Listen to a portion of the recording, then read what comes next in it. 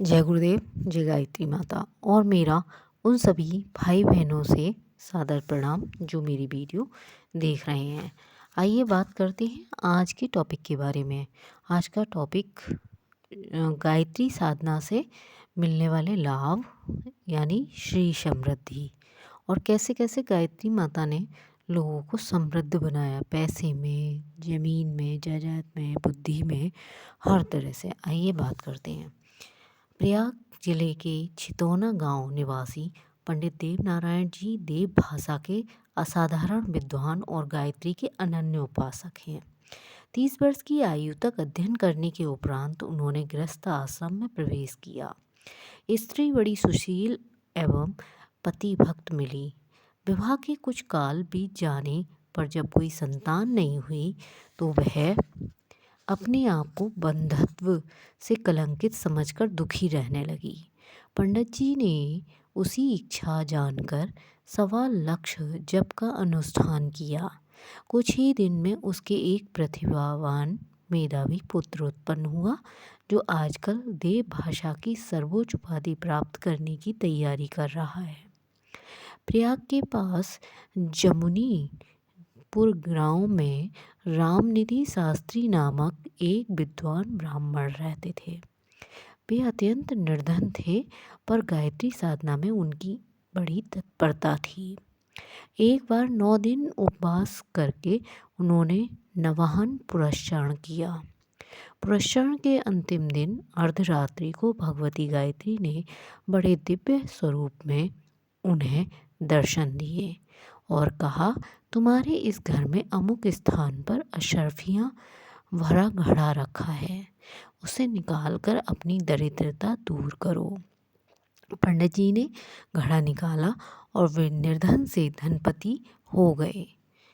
इंदौर निवासी पंडित रक्षपाल जी ने बताया कि एक व्यक्ति अपनी पत्नी के साथ लड़ाई झगड़ा करता रहता था। थोड़े दिन तक गायत्री मंत्र से अभिमंत्रित जल पीने से उसका स्वभाव बदल गया और उन स्त्री पुरुष दोनों में उत्तरोत्तर स्नेह बढ़ता गया। बड़ोदरा के वकील रामचंद्र कालीशंकर पाठक आरंभ में 10 रुपये मासिक की एक छोटी नौकरी करते थे। उस समय उन्होंने एक गायत्री पुरस्चरण किया। तब से उनकी रुचि विद्या अध्ययन में लगी और धीरे धीरे प्रसिद्ध कानूनदा हो गए। उनकी मासिक आमदनी 500 रुपये तक थी। महुआ यानी काठियावाड़ के रणछोड़ लाल भाई का कथन है कि एक मनुष्य का लड़का मैट्रिक में 2 बार फेल हो चुका था। अंत में उसने दुखी होकर गायत्री का जप कराया।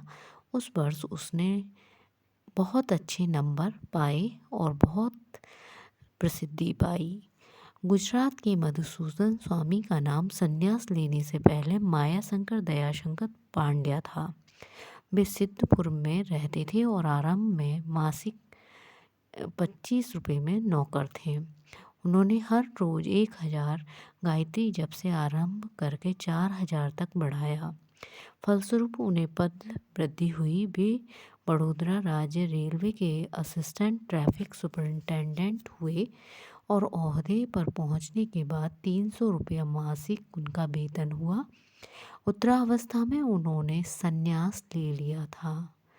मांडूक्य उपनिषद पर कारिका लिखने वाले विद्वान श्री गौड़पाद का जन्म उनके पिता के उपवास पूर्वक 7 दिन तक गायत्री जप करने के फलस्वरूप हुआ था। प्रसिद्ध साहित्यकार पंडित द्वारका प्रसाद चतुर्वेदी पहले इलाहाबाद में सिविल सर्जन के हेड क्लर्क थे। उन्होंने वारेन हेस्टिंग्स का जीवन चरित्र लिखा जो राजद्रोहात्मक समझा गया और नौकरी से हाथ धोना पड़ा। बड़ा कुटुंब और जीविका का साधन ना रहना, इस दुर्लभ विपत्ति से दुखी होकर उन्होंने गायत्री की उपासना की। इस तपस्या के फलस्वरूप उन्हें पुस्तक लेखन का स्वतंत्र कार्य मिल गया था। तब से उन्होंने पर्याप्त साहित्य सेवा की और धन संपन्न किए।